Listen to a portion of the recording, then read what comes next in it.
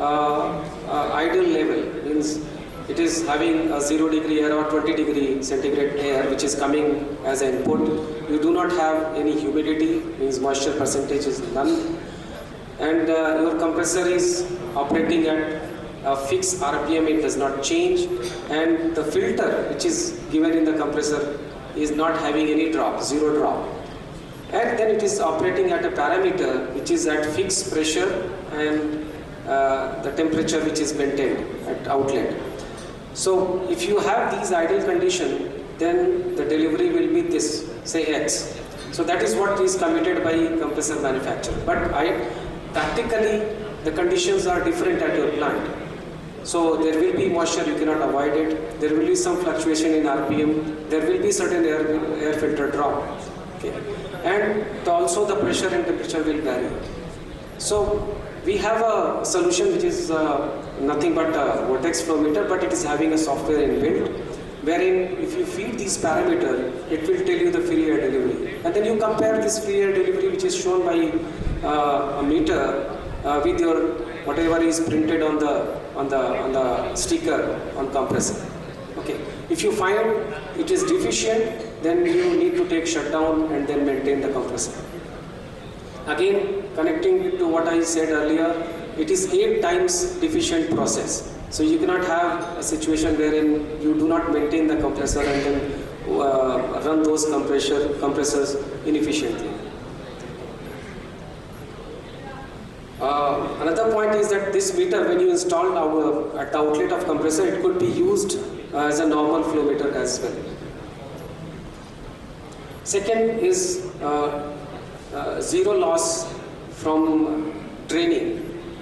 Normally, if you see the receivers after compressor, you will find that most of the people nowadays, they are using timer-based traps. And if you use timer-based traps, it means it will also discharge the compressed air along with moisture. Because there is no control, it is not actually differentiating what is coming out, it is based on the time. So whatever time you set, it will just discharge for a time period. What we are suggesting is, it has to be on actual condition. If you have moisture which is available in receiver, then only it should discharge, otherwise not. So replace timer-based traps with the help of normal mechanical traps. And also, we have a system which is called LDT, okay, liquid drain traps. And if you do that, then you have got a saving of at least 1.5 lakhs per year. And the trap, what we are suggesting is very cheap, it comes around 30,000. So the ROI becomes, a few months.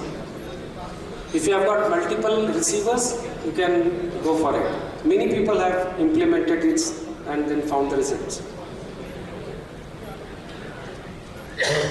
The third thing, which is, I have explained a little bit, but I'll just go more on this, the artificial demand control.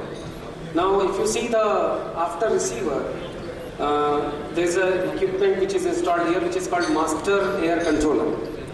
This master air controller actually controls the fluctuating demand, but it controls such that it does not have a variation too much. Means if your requirement is 6 kg, it will just give you 6 kg. How it does it? It has got a two strategy, which is addressed by the controller. Number one, it has got a fuzzy logic. If you have got a kind of some equipment or some assets where you need sometime a very high volume, you can have that flag inbuilt to the system, and then it will just go to certain percentage to address those volumes. Second, it has got a time proportional control, and then you've got a digital valve which is available in parallel. If you have a situation where some demand which is high volume in nature comes, immediately it will go to time proportional control and address it by the bypass valve.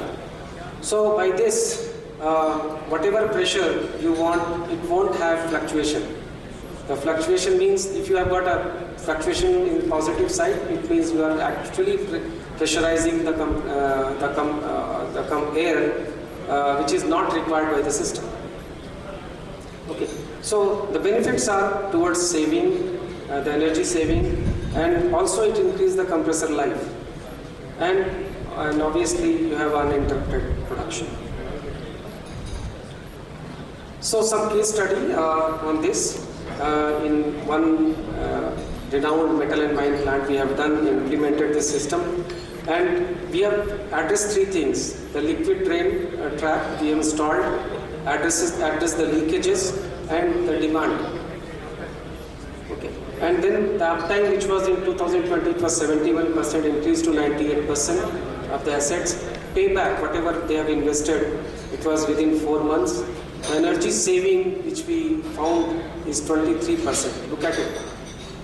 So it again tells the same thing. If you address leakages, demand, then obviously the energy, means electricity cost, is reduced in multiples. So 23% electricity cost has been reduced. Okay. So which has led to 1.9 crore per year, the saving. The last thing is which we want to address is steam losses, and it is called post-service approach. If you see the steam network in any steel plant, starts from generation. Generation means sometimes if it is like CRM, etc., you have got some boilers which are standalone boilers or package boilers.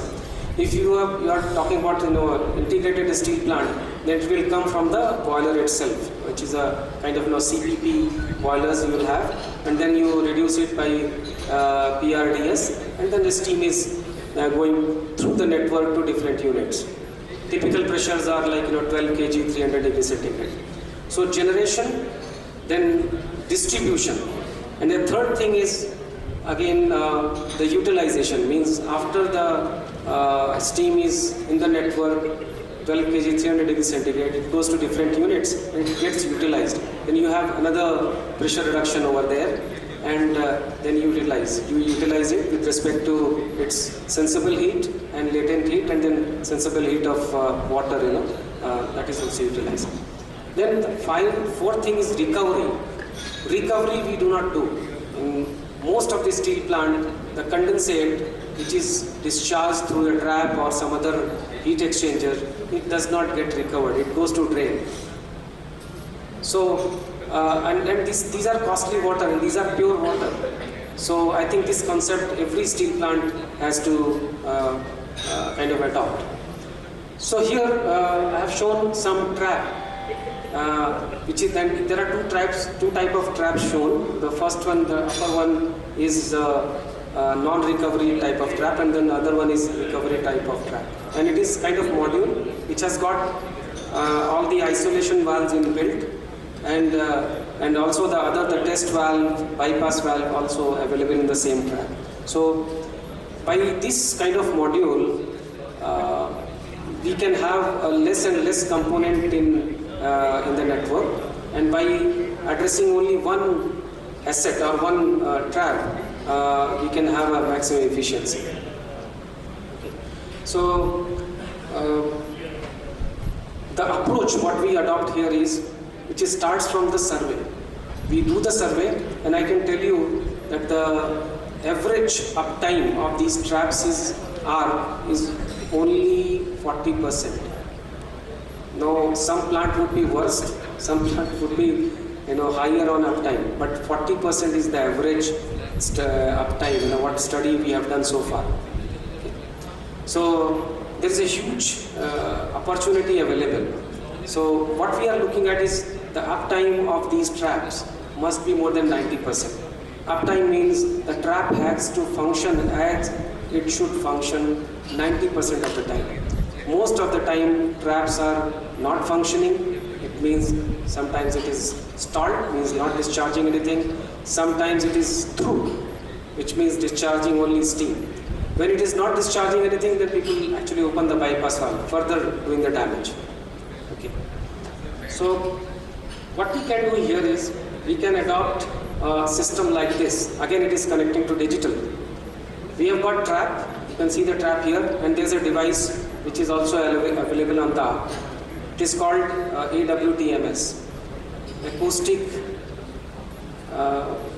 AWTMS, wireless trap monitoring system. Okay. And this is based on the LoRaWAN, and it tells you the status of the trap. So if you install this device on the upstream of trap, and then connecting it through cloud